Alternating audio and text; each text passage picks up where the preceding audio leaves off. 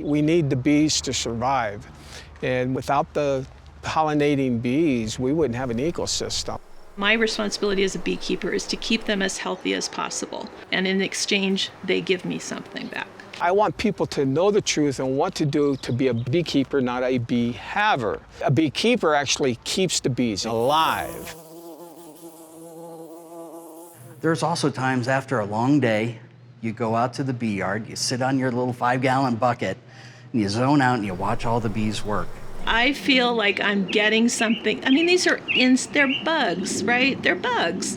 But I'm getting something from them and learning from their social arrangement, how they all help each other. The biggest thing is that we need to take care of Mother Nature and the planet. If we don't, we're not going to be around very long. But it's all pollinators that are important. It's just not the bees themselves. All of these pollinators pollinate the food that they say is good for us. I always tell my neighbors when I give them a jar of honey at the end of the season, everything you planted and everything you put on your yard is in this jar of honey.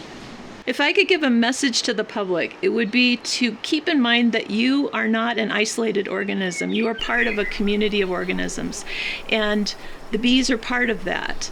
And you need to be mindful of what you are doing to your environment and how you're affecting those other organisms.